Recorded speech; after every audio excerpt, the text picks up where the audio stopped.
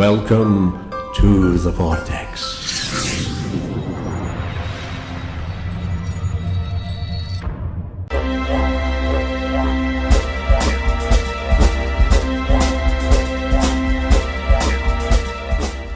Satnam, and welcome to The Vortex. My name is Gillian Symonds, and I'm sitting here with Joy Boisvert, and she is a medical intuitive and an intuit. This time we're going to be talking about the planet and her views and her feelings for what's coming up for us in the next few years. Welcome, Joy. Where do we start on that one? So we've, just to kind of tie in a couple other segments where we... In a nutshell, we have a planet, and we have people, and we have toxic air, and we have toxic water, and we have toxic soil. So what we're trying to do is to be able to, with our information of knowing what's going on in the planet, to be able to take the appropriate steps to make sure that we and our families get good sources of food, and that we can't do too much about the air except to write in to somebody, but keep ourselves healthy enough so that our own bodies can handle what we're breathing, and also take the time and effort to make sure that we are drinking good water, which is essential, to wash this out. So we talked about that. And so maybe what we can do, we talked about heart machines and chemtrails, that's all part of it. But we want to also talk about the planet itself and how it's been compromised, and we are stuck on this planet, so we have to learn how to do that. So this has been on documentaries on TV, and people have even asked me if it's true, they've read it or heard it, that our planet itself at this time is wobbling on its axis. And that means it's not, all it needs to do, if you have a tire on a car and you have those little metal, the little things that balance it, and if you don't, the tire, is off sync. Well, it's the same thing.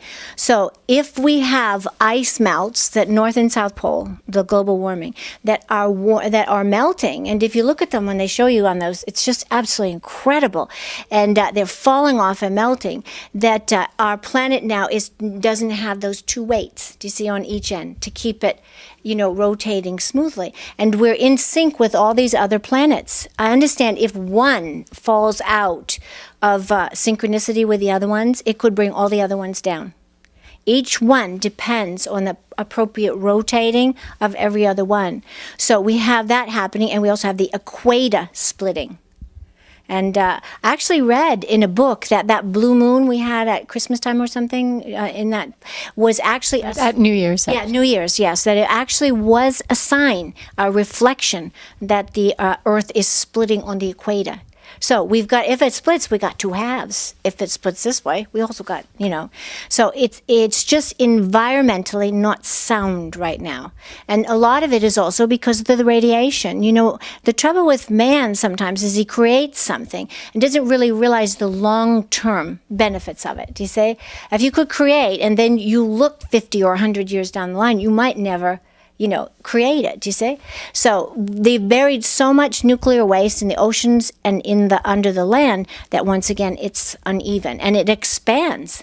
So I always tell people, if Iran is making anything nuclear, and they bury it, within 5 days it's under our feet. And if we bury anything like that, within 5 days, it's under their feet. So you see, it isn't even, that's one area that we cannot say we are the United States, and therefore we own all the way down to the core center, and we're not going to accept it. Bottom line is it's there. So the world itself is in a lot of trouble. And then on the ground, when we're planting our vegetables, which is why I say that it's not that big of a difference anymore if you have organic or not organic, because it's all taking up radiation, which is getting into our vegetables. So we have to ask sometimes what is going to happen to the planet. We are also getting a very short on some food supplies places and water supply places. And we just had a hurricane in Haiti, and we had the tsunami in New Orleans area, and there have been other ones that truly those areas are truly never really saved after that. You see, because there have been people that died in New Orleans. There are people that died in Haiti. And what happens is if that water doesn't go fast enough down and we can't get those bodies out, it's rotting into the ground. and so forth. Gazillion years you'll be planting food and it's coming up. So it's really contaminated. It is really a world disaster what has happened there and what happened in New Orleans. So we're going to talk more about the planet. We've talked about the food, and now we have to sometimes talk about the people that are on the planet. And we have some people that are out there, environmentalists or whatever, working really hard to make sure everything is as clean and pure as we can get it. And then we have other people that are not. So, and also in governments here, our people, we're all in a very huge area in the world of stress. It almost touches everyone. In the Wild West, it might be there, or in the Bolshevik Revolution, it was in Russia, do you say? But this affects everybody, because laws that are made, whether it's radiation, whether it's on air quality, whatever it's on, it tends to affect a huge amount of people. So, stock market, when it went down, and by the way, this is one of the reasons that I think we still have freedom of speech here, so I'll just go quick by it, but that some people don't know, but a lot of people do know. I believe absolutely positively it was caused.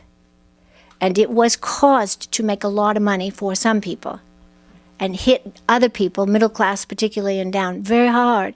So it was caused. And then when the housing market was caused, they were selling loans. The banks let them have loans and everything else. These people were never going to be able to pay them off if we had any kind of economic tilt, do you see? So that's what happened.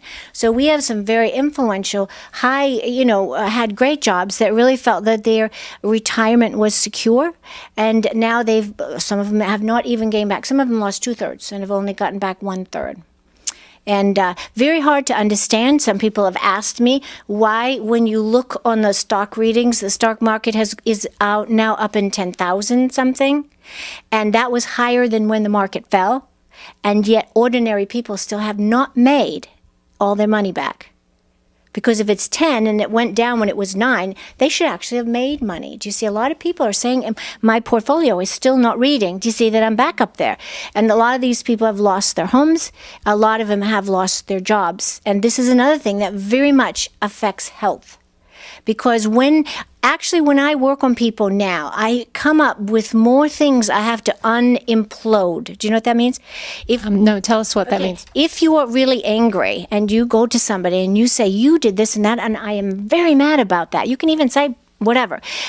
You're getting rid of some of the chi of it. Do you see? Now, I'm not saying go punch somebody out. I'm just saying you have to, if you have anger, you don't implode it. Are you saying that anger is chi that's held on?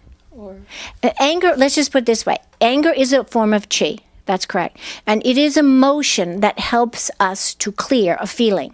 Okay. And we talked to some people that do a lot of Oriental stuff, and they said one problem with American people, and I agreed, is they believe the only emotion that is good is love. And that's not correct. Because if you're mad and you just say, oh, I'm just feeling love and I'm not mad at all, you are taking down your liver, gallbladder, spleen. Because the liver holds anger. Our body is meant to balance. If somebody steals from you, you don't say thank you very much and I love you. Have another meal here. You can say, I bought that and thank you very much. You came in my house without asking and please don't do it again. Now you're not holding it. Imploding means you're not letting it go, so you're holding it. So anger there, if you watch animals, they're so bright. And I do work on animals, I think I told you. But if you have a dog eating another dog's food, that dog that's food, he's going to at you, right? And that backs you off, right? But then they go out and play together. He doesn't hold it. Do you see? He is getting mad, saying, that is my food, get out of my food, and now later we'll have fun. Well, I say my dog counts 1 and 1 and 1. 2-1 over and over again. Oh, yes. Yeah. So another thing, now I know you'd all agree with me on this. If you lose a relative, it is absolutely healing to cry. It's grieving. You're grieving it out. Do you see? And so that's sadness, anger, grief. And if the money is not tight, let's just say we need to have a little bit of worry to tell us, I don't think I should overspend.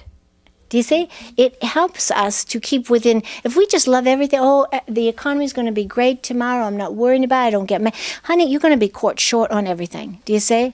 So when you're intuiting or using your medical intuitive gift, can you look at the